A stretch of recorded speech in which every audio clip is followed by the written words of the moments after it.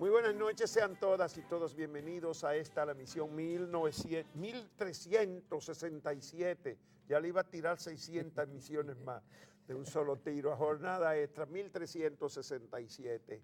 Esta noche vamos a contar con la grata compañía siempre muy sólida del sociólogo Wilfredo Lozano, con quien vamos a hablar sobre la cultura democrática dominicana. Y vamos a tener dos cortos internacionales, están sacados de la red. Uno de ellos sobre cómo trataba un decreto de Simón Bolívar a los corruptos.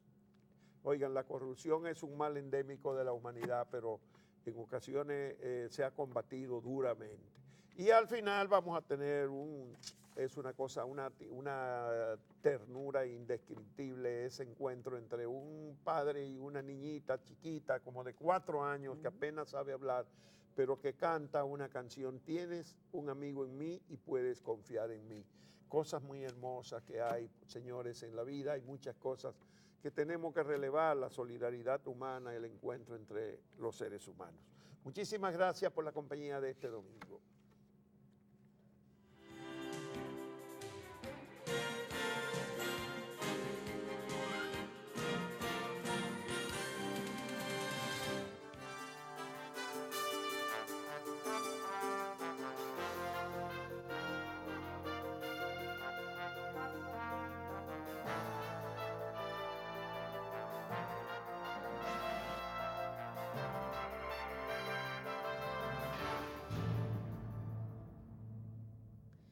La semana inició con el anuncio de la Procuraduría General de la República, en el que se publicó el nombre de los 9 fiscales que ocuparán las principales dependencias del Ministerio Público del país. Coincidió exactamente con la lista que dio a conocer Edith Febles hace 40 días y en las que decía que estas personas habían sido preseleccionadas de manera arbitraria y tendrían facilidades en el concurso para elegir al nuevo Ministerio Público. Bueno, en algunos casos lo que ella mencionó fueron nombrados en otras partes. Pero estaban en la lista. Pero en general una proporción significativa era de lo que había denunciado y que probablemente fue el detonante que le costó el espacio a ustedes allá en CDN Noticias. Bueno, lo que se cuestionó no ha sido tanto si las personas que se eligieron tenían o no méritos académicos o profesionales, sino la forma en que se condujo el proceso. Primero, que no se hizo la evaluación de varios de los fiscales y de las fiscales más relevantes de la historia del país, que tenían derecho a ser evaluados para ver si completaban o no un segundo periodo. Y se les llamó a que concursaran como nuevos para poderse mantener. Y segundo, por la celeridad con que se manejó el proceso, que aparentemente había que salir a toda costa y rápido de la situación. Pero además porque hubo varias irregularidades dentro del proceso. Por ejemplo, eso fue fruto de esa celeridad, se cambiaron a los miembros del jurado. Se establecieron un sistema de puntuación en el que solo un grupo, que eran 12, podrían tener 5 puntos por encima de los otros. Y además se cambiaron los mecanismos de puntuación para garantizar que esas personas fueran las favorecidas. Bueno, pero la semana comenzó también encendida por los pronunciamientos entusiásticos del ministro de Obras Públicas, Gonzalo Castillo, que llegó a calificar ya al presidente Danilo Medina como un nuevo benefactor de la patria. Y además benefactor de la patria y el mejor presidente. Primero era benefactor y además filántropo. Filántropo. Porque él entiende que la filantropía, si la filantropía es de aquellos que tienen dinero y lo dedican a causas sociales, a donaciones y eso. Pero Danilo no tenía dinero, se supone que él entiende que filantropía es de donar, repartir lo público. Pero cuando se le hicieron las primeras críticas en el fin de semana que se encendieron las redes con ese asunto, él entonces todavía aclaró peor, se fue más lejos y dijo que era el mejor estadista de la historia de la República Dominicana, así que ya lo saben.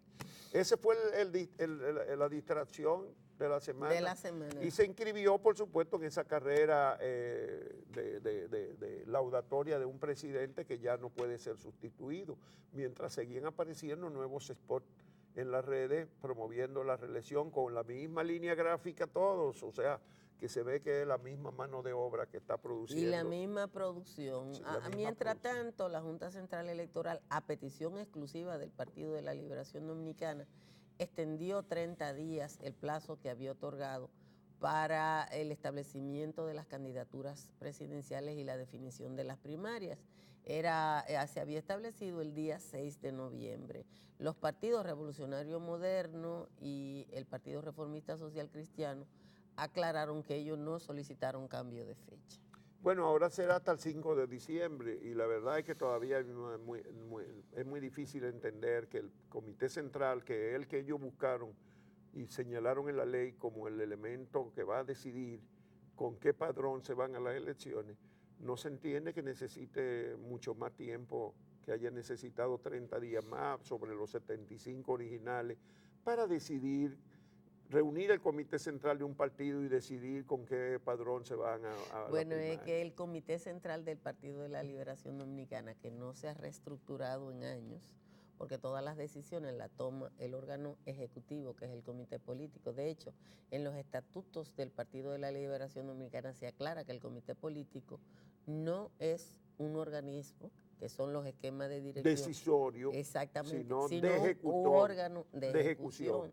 Y entonces, como al parecer el danilismo no tiene la certeza del control del organismo decisorio, que es el Comité Central, entonces fíjate que la declaración de José Ramón Fadul, después de esa decisión de la Junta, viene a ratificar algo que ya tú habías dicho aquí, que el PLD estaba presionando, o el danilismo estaba presionando, para llamar la atención de que la ley está por encima de los estatutos. Y esa fue la declaración de Fadul. Bueno, mientras tanto la ley le están lloviendo una serie de recursos de inconstitucionalidad. Van dos o tres ya. Van 2 o 3. En el caso del de Nanfi Rodríguez es importante porque en el conocimiento de la ley metieron un maquito, Sí. que es un maquito que lesiona... Un macazo, ¿será? Sí, lesiona la libertad de expresión y eso no estaba en ninguno de los proyectos de ley anteriores. Ese fue decidido de última hora en el Congreso y tiene que ver con la sanción a las personas que hagan campañas negativas. No, información negativa. Información negativa en las redes sociales. Y mire, una información negativa en las redes sociales puede ser decir que el candidato a senador o a presidente o a diputado fue despedido de un empleo porque incumplió sus responsabilidades. Eso, si fue despedido, es un hecho cierto, pero es un hecho negativo en una campaña. Y puede ser un delito decir eso. Un delito pueden que además, aparecer, pero para sancionarlo hasta con cárcel. Sí, exactamente. Lo que no se sanciona en esa ley con el que hace fraude. Exactamente. Porque lo que le sanciona es con multas al que hace fraude. Al que hace fraude electoral no establece una penalidad de esa naturaleza y al ciudadano. O sea, una ley de partido que a quien penalice es al ciudadano. Al ciudadano, sí. No penaliza a los partidos. El otro tema, sin ninguna duda, de la semana han sido los apagones, señores. Sí. Al promedio de 77 horas de apagones que tienen los dominicanos como promedio nacional, esta semana se han sumado apagones de hasta 20 horas aquí en la capital, 12, 11 horas en otros lugares. Y la explicación inicial fue la salida de la planta AES Andrés, que sufrió un desperfecto por la caída de un rayo y que anunció que no entraría parcialmente en servicio hasta finales de octubre. Pero la salida programada de otras 3 plantas, entre ellas Cepén y Barahona, advierten que nos viene un octubre, noviembre, diciembre muy difícil y que el gobierno va a tener una situación muy difícil porque va a tener que comprar energía en el mercado spot a muy alto precio. Y eso ya están estimando que el déficit energético o el subsidio, como le llaman, va a pasar de 700 millones de dólares otra vez. O sea que estamos definitivamente en crisis energética, como hace 50 o 60 años nada más. Y un cálculo que hay que hacer otra vez es cuánto ha significado el retraso de la contratación de las plantas de carbón de Punta Catalina, que la primera debió haber entrado en servicio. El 17. El año pasado, hace un año, debió haber entrado en servicio. ¿Cuánto ha significado de pérdida esos retrasos derivados de la crisis, del escándalo? Y de la crisis de financiamiento, que ahora también uno de los temas que se plantea la situación del financiamiento del déficit eléctrico es que el gobierno dominicano no tenía planteado ese volumen de subsidio que probablemente se duplique. No, no lo tiene y además No está en presupuestado. el presupuesto estaba planteado el precio del petróleo a un promedio de $49. Y creo anda que por era. los 62. Sí, 60 y pico y ha estado entre 65 y 70 casi todo el año. Bueno, esta semana también aumentaron las protestas de choferes, tanto en Santiago como en esta capital, por el precio de los combustibles. Ya y amenazas anunciaron aumento de las tarifas. tarifas para la Esos son semana elementos nuevos. Hubo represión fuerte en Santiago. Hubo represión aquí en la capital también a los que fueron a hacer a Parque del Este. en el Parque del Este. Una decisión del Tribunal Superior Administrativo. Una decisión del Tribunal Superior Administrativo y una decisión de la Sala Capitular del municipio que a manera unánime rechazó esa construcción porque se inició sin que ni siquiera lo conociera la Sala Capitular, solo con el respaldo del alcalde Alfredo Martínez. Bueno, digamos que lo positivo de la semana fue que el Consejo de Seguridad Social reprobó la actitud de las administradoras de los fondos, de los fondos, ¿no? De los riesgos de salud. los riesgos de salud, que habían negado no solamente reconocer a aquellos médicos que no estén en sus listas, en su catálogo, si un afiliado los escoge, sino que tampoco le pagaban los análisis de laboratorios y cualquier otro procedimiento, servicio de salud que requirieran.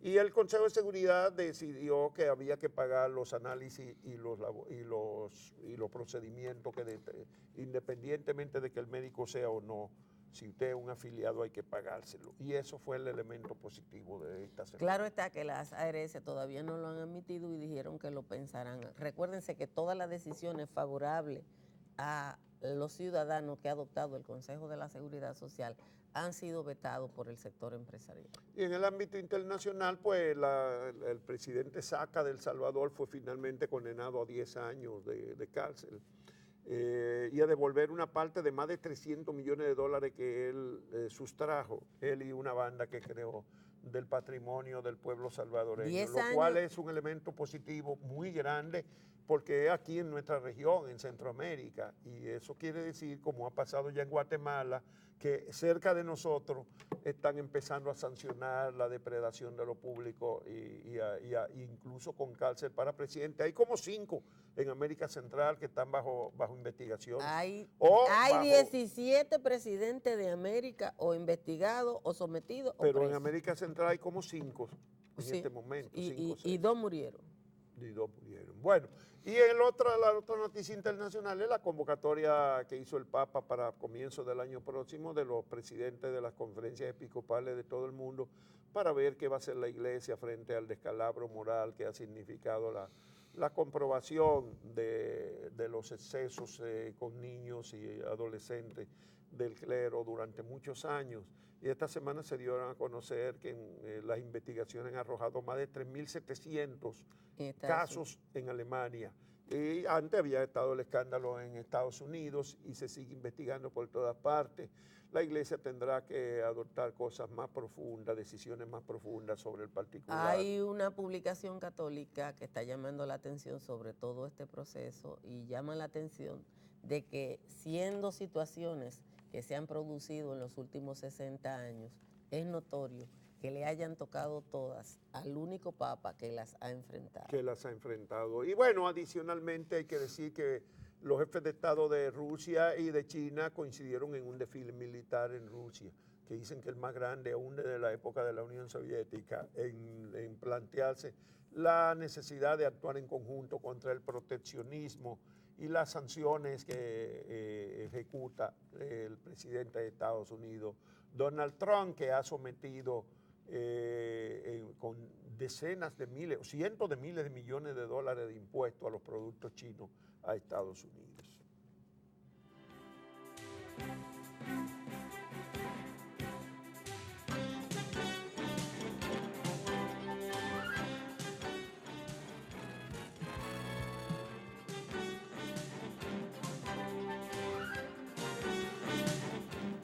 A lomo de caballo, Simón Bolívar libertó virtualmente toda América del Sur con un discurso unitario de la gran América y de la gran Colombia para todos los americanos. Pero Bolívar se preocupó por muchísimas cosas, se preocupó por la educación, por la identidad y se preocupó por la transparencia y el ejercicio decente de los fondos públicos. En el siguiente reporte ustedes van a ver las medidas que adoptó el Libertador cuando se dio cuenta que en su gabinete alguien cometía actos de corrupción.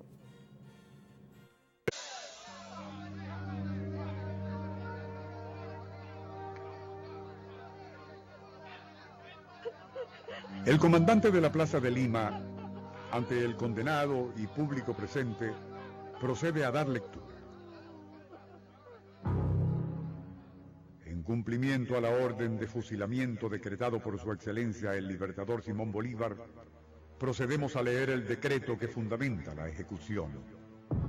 Aplicación de la pena capital a los funcionarios que hayan tomado dinero de los fondos públicos, teniendo presente, primero, que una de las principales causas de los desastres en que se ha visto envuelta la República ha sido la escandalosa dilapidación de sus fondos por algunos funcionarios.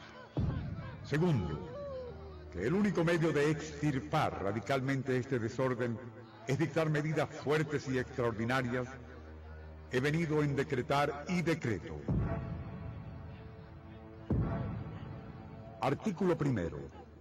Todo funcionario público a quien se le convenciere de haber malversado o tomado por sí de los fondos públicos de más de 10 pesos queda sujeto a la pena capital. Artículo segundo. Los jueces a quienes, según la ley, compete este juicio, que en su caso no procedieren conforme a este decreto, serán condenados a la misma pena capital. Artículo tercero. Todo individuo puede acusar a los funcionarios públicos del delito que indica el artículo primero. Artículo cuarto. Se fijará este decreto en todas las oficinas de la República. Imprímase, publíquese y circúlese, dado en el Palacio Dictatorial de Lima el 12 de enero de 1824. Simón Bolívar.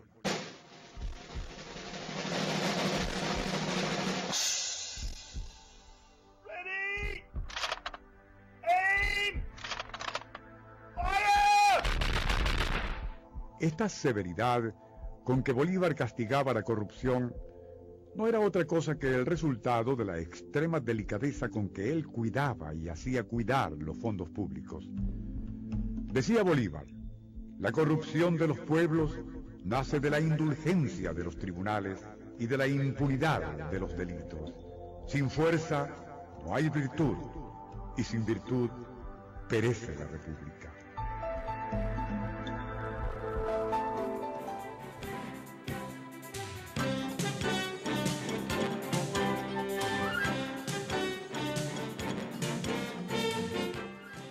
Agradecemos mucho la presencia esta noche entre nosotros de Wilfredo Lozano, sociólogo, y de verdad que le agradecemos porque para esta entrevista tuvo que hacer muchos sacrificios de su tiempo y de sus compromisos, pero queríamos conversar con él sobre la cultura política dominicana. Desde los años 90 se hicieron una serie de estudios sobre cultura política dominicana. Wilfredo, ¿podemos resumir cuáles son los elementos constitutivos y lo que tú aportas de tus reflexiones como sociólogo? ¿Qué es la cultura política? La cultura... Primero cultura, porque mucha gente cree que cultura es libresca, de que La cultura, desde el punto de vista de la sociología, es un sistema de símbolos, de valores, de costumbres, a partir de la cual la gente organiza su vida. A diferencia de los animales, lo que diferencia al hombre del resto de los animales es precisamente que el hombre es un ser de cultura, es decir, es un ser de símbolo, es un ser de lenguaje, es un ser de valores. Aunque no haya leído un libro. Aunque no haya leído un solo libro y sea analfabeto. Hay una cultura. Hay una cultura, de ese punto de vista. Sí. Visto así, yo te diría que así, abuelo de pájaro, hay algunos elementos rápidos que pueden caracterizar la cultura dominicana, la cultura política dominicana, donde destaca claramente ese sesgo presidencialista de la Eso es lo primero que yo destaca. diría, lo pondría porque condiciona todo el funcionamiento del Estado y de sus instituciones, subordinando el Estado, subordinando las instituciones al poder del presidente. Se me dirá, en Estados Unidos también el presidente tiene poder, pero ahí hay un equilibrio institucional en el que el Congreso tiene su autonomía, en el que la justicia funciona aparte. En un país como el nuestro. No, y hay otros poderes, como por ejemplo el de los medios de comunicación, Pero que no dependen tanto de lo que, que del no gobierno del, de turno. del gobierno de turno.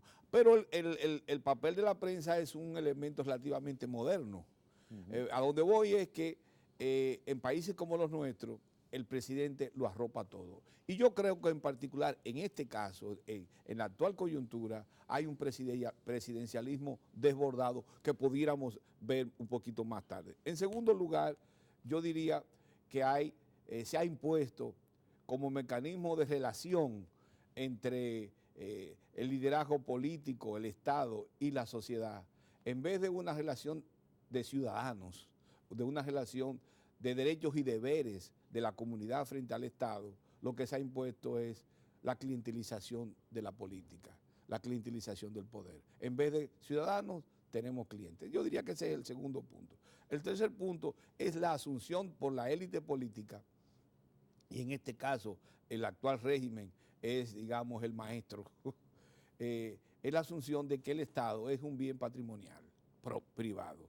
Yo creo que ese es un punto, a mi manera de ver, De la cultura. de la cultura fundamental. Yo me concentraría sin entrar en mayores complicaciones, clientelización de las relaciones políticas, presidencialismo desbordado, esos dos puntos son, a mi manera de ver, centrales, y un uso del Estado como un bien privado más allá de toda regla institucional. Lo vería de esa Cultura forma. en este caso es que hasta la gente común acepta como válido esas cosas. Ese es el decir, punto. que lo han introvertido, eso Ese es parte de su cultura. Ese es el punto. La gente ve como algo natural que el presidente, en vez de usar el Ministerio de Agricultura para viabilizar las políticas de desarrollo en el sector, lo que haga es visita sorpresa, por ejemplo. Y las visitas sorpresas son un gran acontecimiento. Un gran acontecimiento. Cuando deberían de estar todos los funcionarios del área agrícola visitando a la gente y resolviendo. Ese sería el punto. Entonces, ese es un hecho cultural.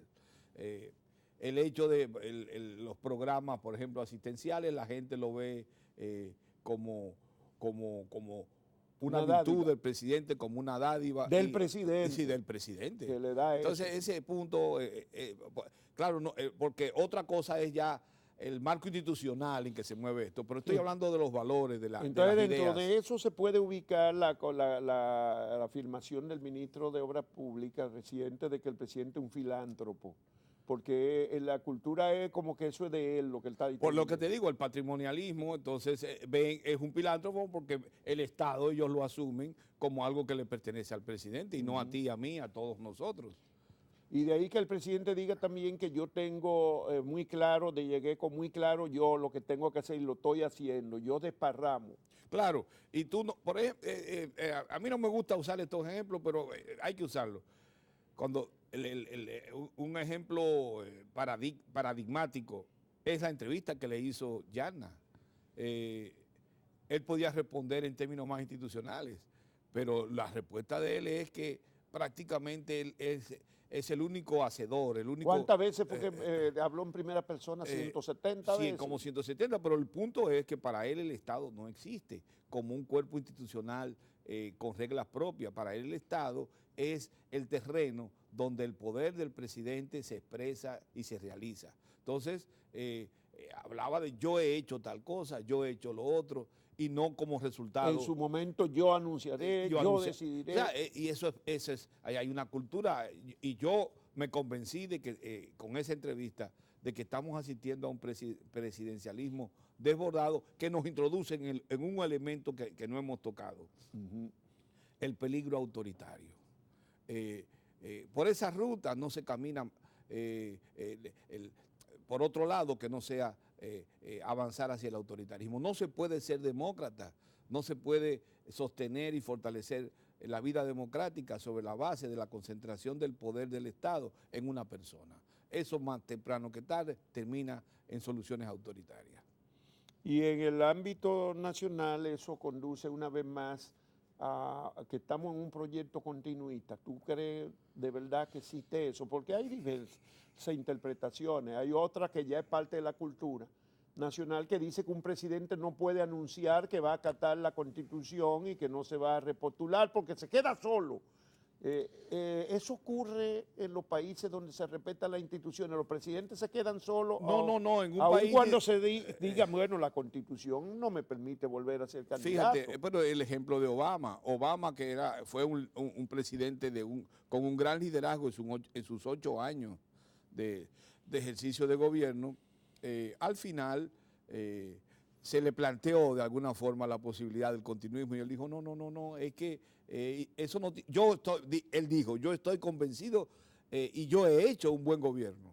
Ahora, en mi país hay reglas y la constitución de este país dice que yo no tengo que salir y dar paso a otro. Y además, además de que estoy convencido de que yo he hecho un buen gobierno, estoy convencido de que hay cantidad de personas que pueden hacerlo igual o mejor que yo. Entonces yo me voy tranquilo a mi casa. Bueno, Nelson Mandela se quedó solo cuando dijo que él no llegó para eternizarse en el poder y que su partido tenía que tener alternativas. No, al contrario, eso lo engrandeció más y fortaleció su liderazgo.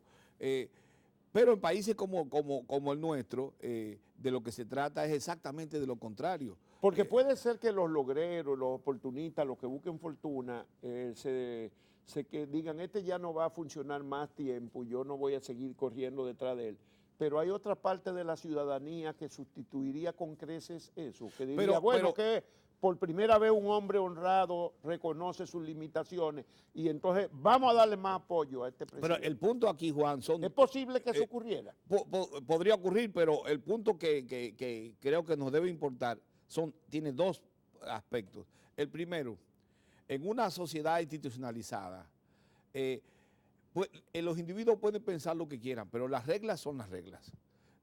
Y a la larga eso termina cambiando la cultura.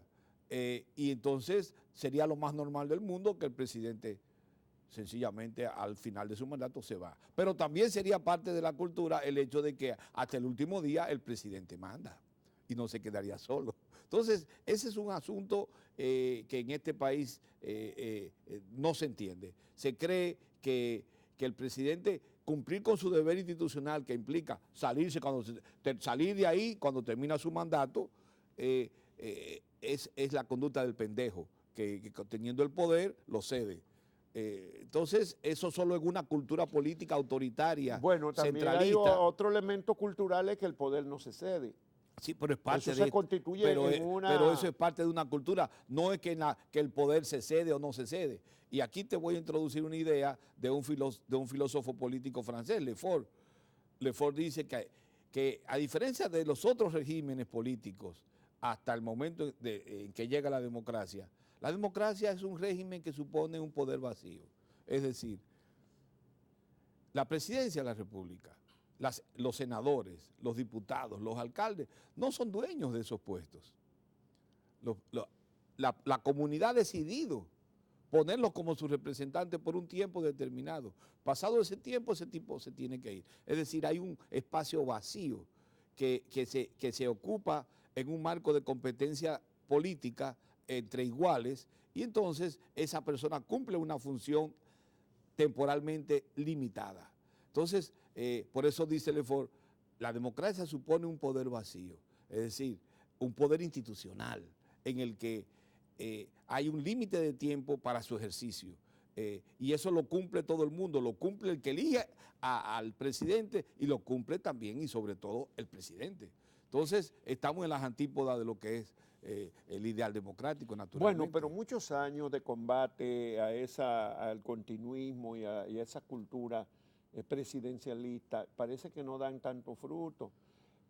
¿Podrá imponerse, tú crees que hay perspectiva de que se dé una nueva reforma de la Constitución? Porque ya no queda otra alternativa, ya La vía del Tribunal Constitucional acaba de fracasar. Mira, ¿Se puede dar otra vez, otra Mira, reforma de Juan, la Constitución mira, Juan. para en el altar del continuismo político? Mira, en el marco de nuestra cultura política, para mí no es algo extraordinario que el presidente quiera permanecer, tanto por razones del presidencialismo desbordado como por las razones del juego de los grupos políticos de intereses al interno del partido. Eso es una cosa. Yo creo que el presidente en algún momento y durante mucho tiempo, y quizás todavía acaricia la idea de la permanencia, pero creo que cada vez menos hay posibilidad de un intento, de la intención continuista. El camino de la reforma, de la interpretación del texto, del famoso párrafo de la Constitución que casi va dirigido al presidente Medina. Del transitorio. Del transitorio. Que le prohíbe específicamente a él, lo cual también tiene sus contrasentidos. Eso parece que es un camino cerrado.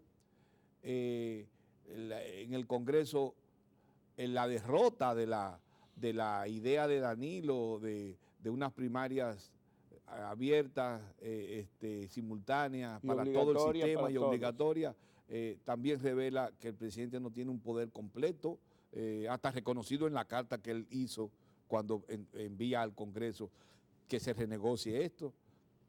Entonces parece que cada vez se le cierra más las posibilidades. Evidentemente esto lleva o a la división del partido o a una negociación realista entre los dos líderes del partido. Es las únicas soluciones que yo le veo a esto. Y cualquiera de esas dos soluciones son posibles. Y no es posible que con todo el poder del Estado se consigan 30 votos que aproximadamente le faltarían para reformar la Constitución. Siempre es posible, pero yo lo veo que en las actuales circunstancias sea tan fácil. Porque en la pasada campaña para el 2015, en la última reforma, fueron muchas veces o 30, fueron como 80 que tuvieron que buscar convencer. Sí, es difícil. Tendría que ganar parte de los diputados del PRM, tendría que arrastrar a los diputados del Partido Reformista, pero ya una parte de eso, incluso de los senadores reformistas. Como ya te dije, siempre es posible, pero ya se confesaron que ellos siempre han sido reeleccionistas. Sí. Favorecerían otras que serían reformas. los únicos coherentes en todo esto. Que ellos son los coherentes. Sí, ellos son los coherentes porque siempre han sido reeleccionistas. Sí. Para ellos no sería un contrasentido apoyar esto. Sí. Para el resto sí.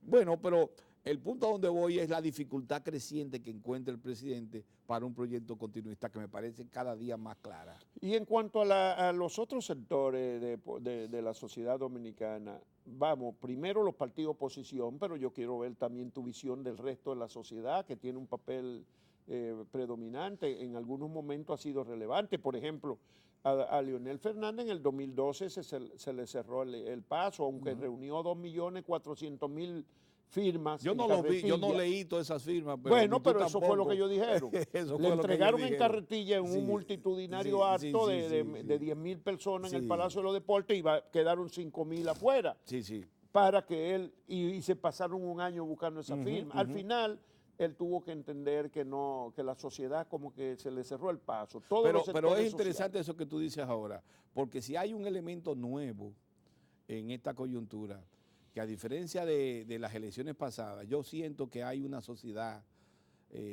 civil y un movimiento social cada vez más fuerte, que tiene una presencia hoy día importante.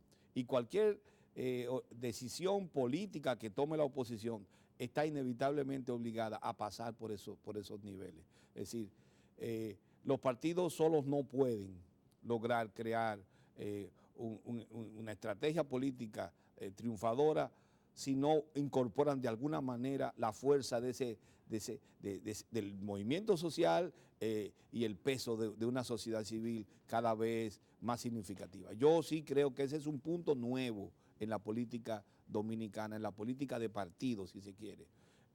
Y es un elemento novedoso porque revela una cosa importante que no se pensaba hace unos años. La capacidad de indignación de la gente puede activar la política. ¿Tú te refieres a Me lo refiero que ha significado la Marcha Verde? Sí, a por eso me ejemplo? refiero. Porque Marcha Verde no propone un movimiento reivindicativo de tipo social inmediato que tiene que ver o con la recuperación de salarios o con el derecho a la organización. No, la Marcha Verde está proponiendo un cuestionamiento moral al Estado. Y esto es importante. Y cada vez más Marcha Verde ya no solo moviliza a la clase media, sino que está movilizando a gente populares, de los sectores populares. Y esto tiene mucha importancia política. Bueno, pero que Marcha Verde propone recuperar una gran parte del dinero que se malversa en el país. Pero, Y según Oxfam, entre corrupción y malversación, este año el país estaría perdiendo 96.000 millones, 96.000 millones de pesos. pero bueno. Eso es una suma con la cual se resuelven muchos problemas graves de la sociedad dominicana. Indudablemente, pero la operación es moral.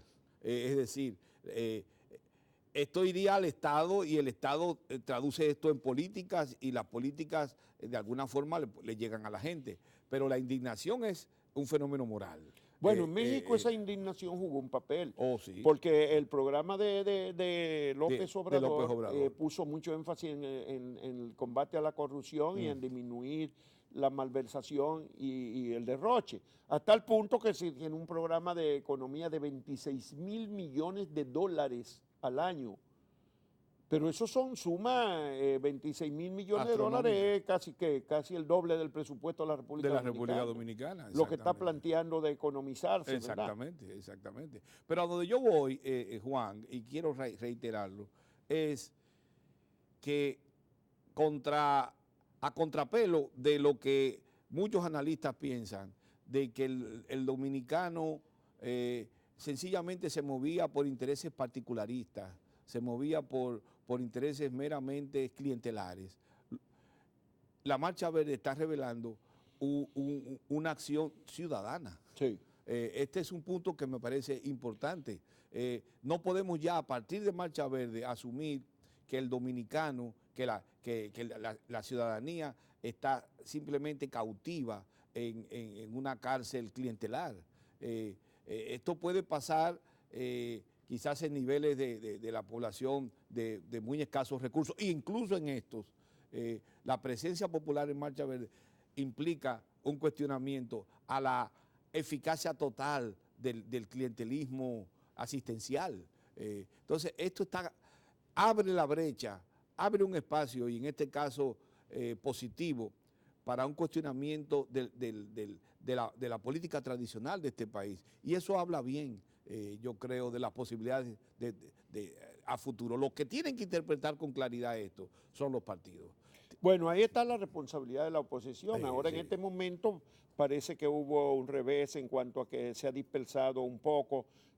Nadie ha cerrado la puerta definitivamente, pero mientras tanto se ha roto la concertación que durante los últimos 27 meses habían tenido los partidos de oposición. Y eso no deja de ser un revés. No, indudablemente lo es, pero yo creo que los partidos tienen que mostrar madurez, porque tienen una gran responsabilidad, y en su momento, pero con tiempo suficiente, reconocer que tienen que volver a la mesa de la conversación y encontrar los espacios mínimos de entendimiento, porque de otra forma yo veo difícil que se pueda desplazar el actual gobierno al actual partido. Pero ese desplazamiento ante esta conversación que venimos planteando de una recuperación de la acción ciudadana, de un debilitamiento del régimen político, de una división real en el seno del partido gobernante, hay la posibilidad de un cambio político. Ahora, eso también puede diluirse si la oposición no tiene la lucidez como para entender que debe de alguna forma convenir en un esfuerzo común de cara a... Bueno, pero hay un desafío muy grande. Es un decir, desafío. vencer una corporación política que es el Estado y que confunde con el Estado, llevar el Estado a una campaña electoral como ha ocurrido, y en las últimas fueron terriblemente demostrativas de cómo el Estado irrumpió en la campaña, es competir contra el Estado. Eso se puede evitar para el 2020. Yo creo que de alguna forma se pueden hacer... Reducciones, por lo menos. Se puede limitar, es lo que yo creo. Por eso para mí es importante lo de la ley de partido, pero más importante, y siempre, incluso en tu programa lo he dicho, que yo siempre he cifrado más importancia en un código electoral, en una ley del régimen electoral muchísimo más importante que la de partido. Yo siempre he insistido. Y siempre abogué porque se diera privilegio a la otra. Yo siempre he insistido en eso, e incluso he insistido en que la negociación de la ley de partido debía hacerse siempre paralela con la ley electoral. Las dos al mismo tiempo. Pero ni los partidos de oposición menores ni el PRM vieron con claridad esto. A mí me parece que eso es una crítica que hay que hacerla a todos. Sí. Pero yo sí creo... Pero volverán a descubrir 15 días antes de las elecciones, como en el 2016, que fueron unidos a reclamar y ni lo recibió el presidente de la Junta Electoral, o esta vez tendrán que saber que no pueden competir contra el Estado. Yo creo que los partidos, y en este caso le cabe una gran responsabilidad al PRM, que es el partido mayoritario, hay que pelear esa ley electoral, hay que pelear ese código que regule y ordene la competencia. Me parece que es una tarea política fundamental. Perderse en eso es equivocarse, porque el punto es que la ley de partidos lo que ayuda es a democratizar la vida interna de los partidos y obliga a los partidos a una mayor transparencia con la sociedad. Esa es la ley de partidos. El punto es la competencia política electoral. Bueno, y finalmente, ¿y la sociedad, el resto de la sociedad, los medios de comunicación? Hay una cortación, el movimiento sindical, los intelectuales, una cortación también de la corporación política de esos sectores. Es un problema real, eso es un problema real. Yo, sin embargo, creo que si hay compactación de fuerzas políticas y sociales, si hay un manejo inteligente de estrategias mediáticas de la oposición, se pueden abrir espacios. Yo no creo que haya un dominio cerrado del universo mediático por parte de alternativas políticas, no lo creo. Pero mientras se esté disperso, no se tenga objetivos políticos claros, la capacidad de dominio del gobierno sobre los medios, que tienen una gran experiencia, saben mucho, controlan recursos, va a ser muy eficaz, haciendo casi inexpugnable el acceso, si se quiere, a la gran población por estos medios. Pero si se es inteligente, si se tiene una política moderna, por ejemplo, en las redes es un espacio que yo creo que está subutilizado, Juan. Sí. Yo creo que está subutilizado y es un espacio que el gobierno puede mínimamente tener controles, pero no puede dominar. No lo puede dominar. Bueno, pues muchísimas gracias al doctor Wilfredo. No, gracias a ti, Juan, siempre por la es compañía agradable. Aquí en Jornada Extra, que siempre es muy grata y satisfactoria. Se tiene que invitar a uno más para poder hablar básicamente en el cafecito. Muchas gracias, muchas gracias.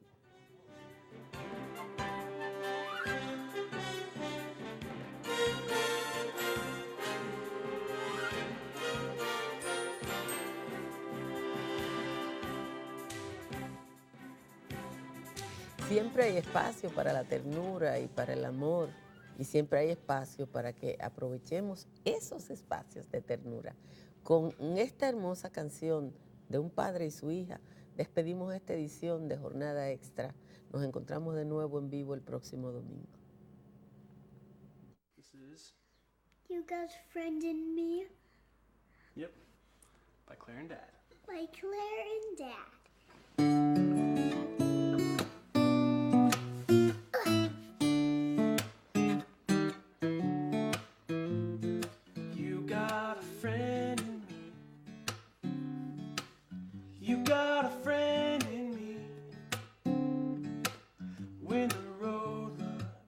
Rough ahead and you're miles just remember what your old pal said. Yeah, you got a friend in me. Girl, you got a friend in me. This is the second verse. I'm doing the second verse. You got friends in me. You got friends in me. You got troubles. I got them too. There isn't anything I wouldn't do for you. We stick together, can see it through. 'Cause you got a friend in me. Yeah, you got a friend in me. Some other folks might be a little bit smarter than I am, bigger and stronger too.